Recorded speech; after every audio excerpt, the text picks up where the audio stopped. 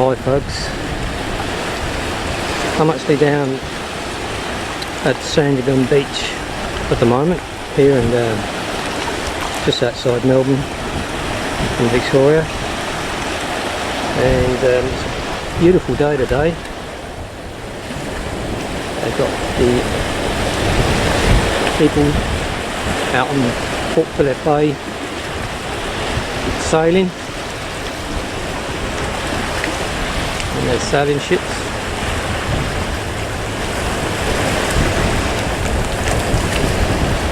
It's good, not that I'm into sailing, I've got no idea, but there's quite a bit of an onshore breeze.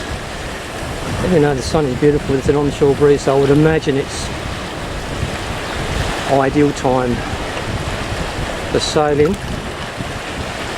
But apart from the sailing boats, as I'm wandering along here, there's some other interesting things. I've just noticed this type of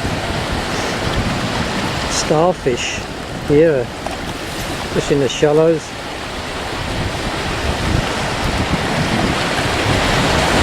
Sort of a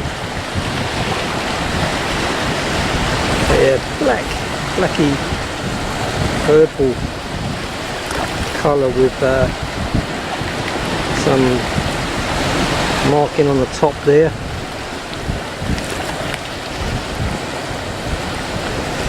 There, so it's filter feeding of some sort or other.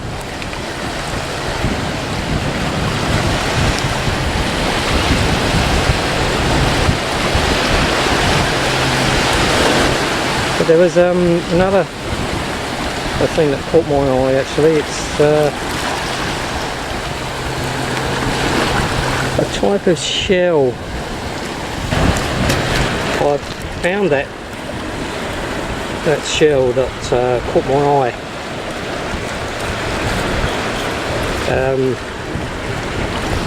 It's unusual patterns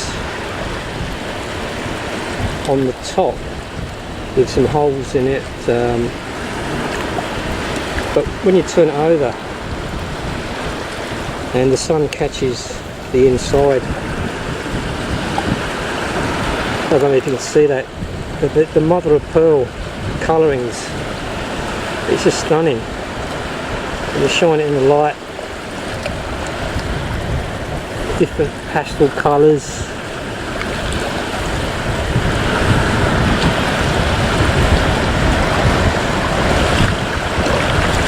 Yeah, it's just gorgeous. Interesting to find out what actually causes the mother of pearl markings and colourings inside of the shell.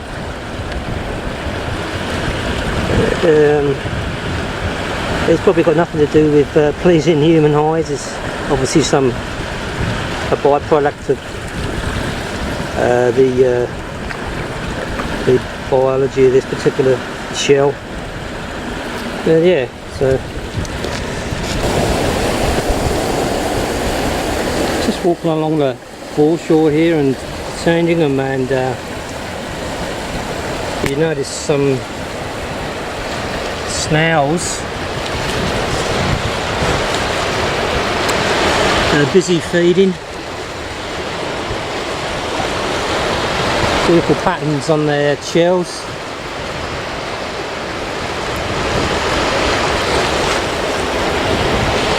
But when you touch them, actually they tend to clamp up, and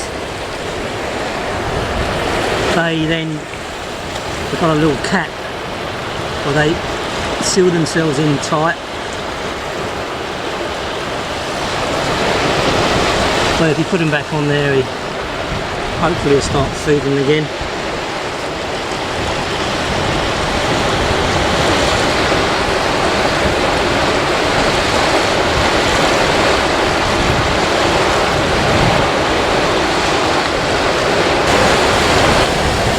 Here's another one of those shells.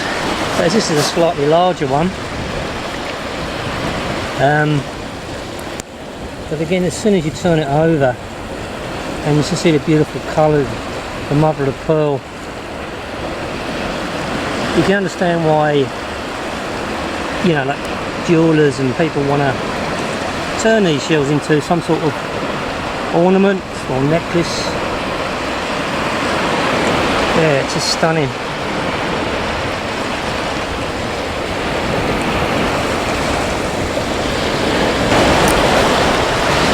There's a little rock pool here, and there's a strange looking little creature.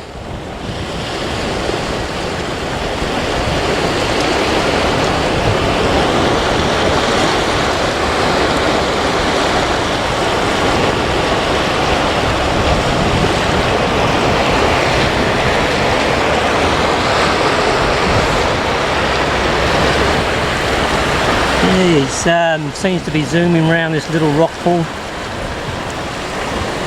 Maybe he's just waiting for the tide to come back in.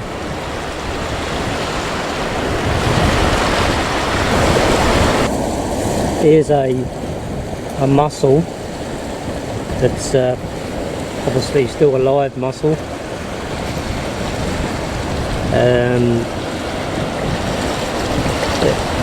Unless you use a hammer and chisel, you'd never prise it open. The muscles are very strong,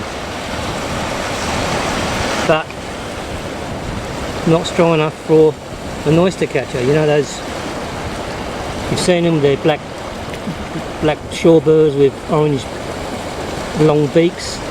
But what they do is they use their beaks and they smash right at the back,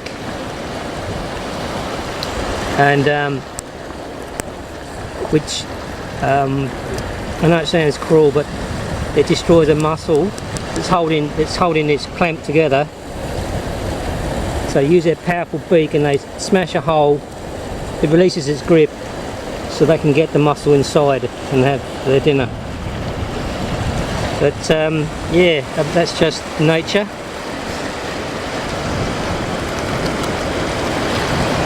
Put him back, and hopefully no oyster will get him.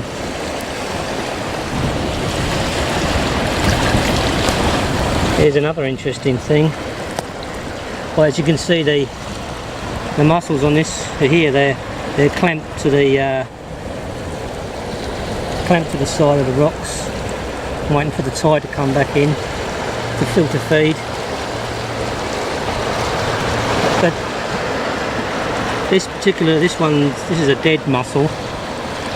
It's empty, but what's surprising is I don't know, I can't see any barnacles.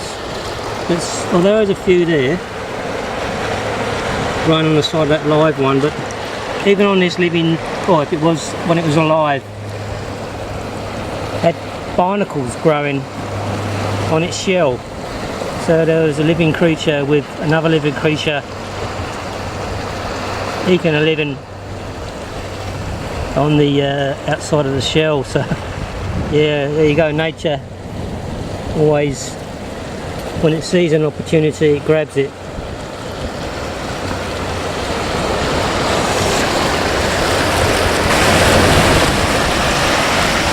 These rocks here on the foreshore here, it looks like they're covered in some sort of white debris that's cloaked the rocks. But if you look really closely, they are actually some sort of pipe barnacle. They've got, I mean, they obviously must be living creatures because they've colonised those rocks over there, and they're living amongst the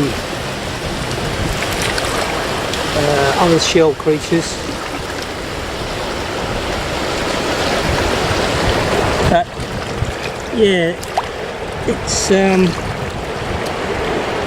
sort of flat, little tiny short pipes, some type of barnacle, and when the tide comes in they probably filter feed all the organisms in the water. But I'm no marine biologist, so I'm just guessing all this, to be perfectly honest, but I just find it fascinating nonetheless.